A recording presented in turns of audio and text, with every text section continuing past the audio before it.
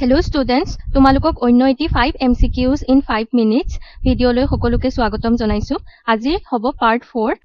আৰু পাৰ্ট 4ত আমি question number 16 to 20 লৈকে পাঁচটা কুৱেশ্যন আমি 5 মিনিটত সলভ কৰিবৰ বাবে আজি চেষ্টা কৰিম। তেতিয়াহ'লে আমি দেৰি নকৰি ভিডিঅ'টোলৈ আগবাঢ়ো। এতিয়া আহো আমি 16 নম্বৰ প্ৰশ্নটোলৈ। 16 নম্বৰ প্ৰশ্নটো তোমালোকক দিছে যদি দুটা ত্ৰিভুজ থাকে DEF আৰু PQR আৰু সেই ত্ৰিভুজ দুটাৰ এংগল D আৰু এংগল Q টো সমান হয় আৰু এংগল R আৰু এংগল E টো সমান হয় তেন্তে তলৰ কোনটো উক্তি সত্য নহয়। এতিয়া তোমালোকে যদি চোৱা তেতিয়া আমি গম পাম যে যেতিয়া আমাৰ দুটা ত্ৰিভুজৰ কি হয় দুটা কোণ সমান হয় তেতিয়া সেই ত্ৰিভুজটো কি হয় সদৃশ ত্ৰিভুজ হয় আৰু সদৃশ ত্ৰিভুজৰ কি হয় বাহুৰ অনুপাতবোৰ একে থাকে। এতিয়া আমাক দিছে যে D কোণটোৰ লগত Q কোণটো সমান হয় মানে D ৰ লগত Q কোণটো সমান হয় আৰু তাৰ পিছত দিছে যে R কোণটোৰ লগত E কোণটো সমান হয়। তাৰ মানে এই ত্ৰিভুজটোৰ ইয়াত কি থাকিব F থাকিব আৰু ইয়াতে P থাকিব মানে এই দুটা হ'ব আমাৰ সদৃশ ত্ৰিভুজ আৰু সদৃশ ত্ৰিভুজৰ কি হ'ব বাহুৰ অনুপাতবোৰ সমান থাকিব মানে FD by PQ is equal to DE by QR is equal to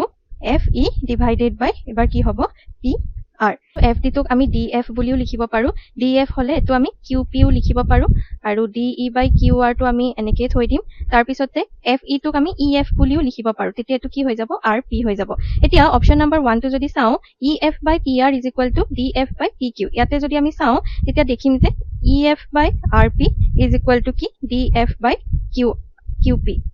তাৰ মানে আমাৰ অপচন নম্বৰ এ টো শুদ্ধ হয়। এতিয়া আমি যদি বি টো চাও তাতে আছে যে DE by PQ is equal to EF by RP কিন্তু আমি কি পাইছিলো DE by QR is equal to EF by RP পাইছিলো কিন্তু ইয়াতে QR ৰ জেগাত কি আছে PQ আছে তাৰ মানে আমাৰ অপচন বি টো কি হ'ব শুদ্ধ নহব তাৰ মানে আমাৰ কোনটো উক্তি সত্য নহয় অপচন নম্বৰ বি টো কাৰণ বাকি কেইটাও যদি চোৱা তেতিয়া তোমালোকে দেখিবা যে অপচন সি টো শুদ্ধ হয় কাৰণ DE by QR is equal to what DF by এটো আমি পাইছিলো যে DE by QR is equal to DF by PQ বা QP তাৰ পিছতে এনেকৈ অপচন ডি টো আমি পাইছিলো যে EF by RP is equal to DE by QR তাৰ মানে আমাৰ কোনটো উক্তি সত্য নহয় অপচন নম্বৰ বি টো আমাৰ সত্য নহয়। এতিয়া আহিলো আমি 17 নম্বৰ প্ৰশ্নটোলৈ 17 নম্বৰ প্ৰশ্নটো তোমালোকক কি দিয়া আছে কাখত এটা তোমালোকক ত্ৰিভুজ দিয়া আছে আৰু এই ত্ৰিভুজটোত কি দিয়া আছে DE to BC ৰ প্যাৰেলাল হয় তেতিয়া আমাক কি কৰিব দিছে x ৰ মান উলিয়াব দিছে সেন্টিমিটাৰত। এতিয়া তোমালোকে যদি লক্ষ্য কৰা তেতিয়া তোমালোকে দেখিবা যে এই যোনটো ত্ৰিভুজ আছে এই ত্ৰিভুজটোত যোনটো কোণ এ টো আছে এই কোণটো দুইটা ত্ৰিভুজৰ কাৰণে একে হয় তাৰ যোনটো মান হ'ব দুইটা ত্ৰিভুজৰ কাৰণে সমান হ'ব। ইয়াতে আমাক কি দিয়া আছে BC এফালে আছে BC ৰ মানটো আমি নাজানো হেতু আমি উলাব লাগে আৰু DE আমাক দিয়া আছে 4 সেন্টিমিটাৰ তাৰ পিছতে তোমালোকক BD দিয়া আছে 3 সেন্টিমিটাৰ আৰু DA দিয়া আছে আমাক 2 সেন্টিমিটাৰ। ইয়া যদি আমি ত্ৰিভুজ DAE টো কনসিডাৰ কৰো তেতিয়া আমি যদি ইয়াতে sin a ৰ মানটো লওঁ sin a ৰ মানটো কি হ'ব পাৰপেন্ডিকুলাৰ ইয়াতে কি হ'ব DE হ'ব আৰু হাইপোটেনাস আমাৰ কিমান আছে DA। এতিয়া sin a তেতিয়া কিমান হৈ যাব DE ৰ মানটো আমাক কি দিয়া আছিল 4 সেন্টিমিটাৰ দিয়া আছিল আৰু DA ৰ মানটো আমাৰ কিমান দিয়া আছিল 2 সেন্টিমিটাৰ দিয়া আছিল তাৰ মানে 2 দুগুণ 4 মানে ইয়াতে কিমান থাকিব 2 সেন্টিমিটাৰ থাকিব।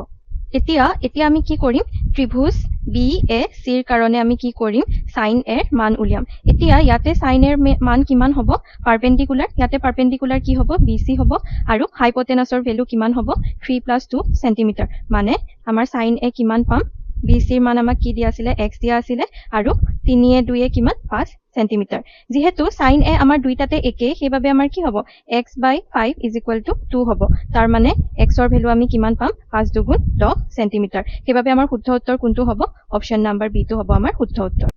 এতিয়া আহিলো আমি কুৱেশ্যন নম্বৰ 18 লৈ কুৱেশ্যন নম্বৰ 18 ত তোমালোকক সুধিছে x is equal to 3 আৰু x is equal to -3 ৰেখা দুডালৰ মাজৰ কোণটোৰ মাপ কিমান হ'ব যদি ৰেখা দুডালে কি কৰে ইডালে সিডালৰ লগত কটাকটি কৰে আৰু তাৰ স্থানাংকটো সুধিছে আমাক কিমান হ'ব। এতিয়া আমাক কি দিয়া আছে ৰেখা দুডাল x is equal to 3 দিয়া আছে আৰু y is equal to -3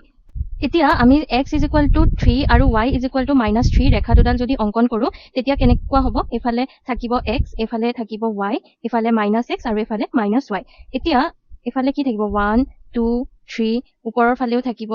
1 2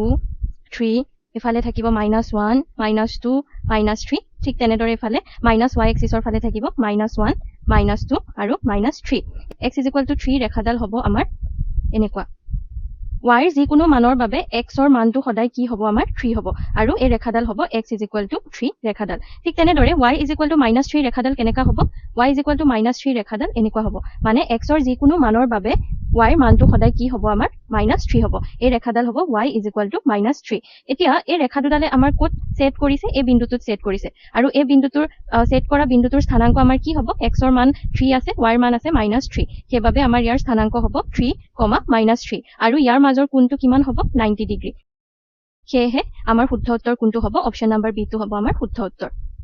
এতিয়া আহিলো আমি 19 নম্বৰ প্ৰশ্নটোলৈ 19 নম্বৰ প্ৰশ্নটোত তোমালোকক সুধিছে 0,5 আৰু -5,0 এই বিন্দু দুটাৰ মাজৰ দূৰত্ব কিমান হ'ব আমি জানো যে যেতিয়া আমাক এনেকৈ দুটা বিন্দু দিয়া থাকে তেতিয়া আৰু তাৰ মাজৰ দূৰত্ব উলিয়াব দিয়ে তাৰ কাৰণে এটা সূত্ৰ আছিলে দূৰত্ব বা distance =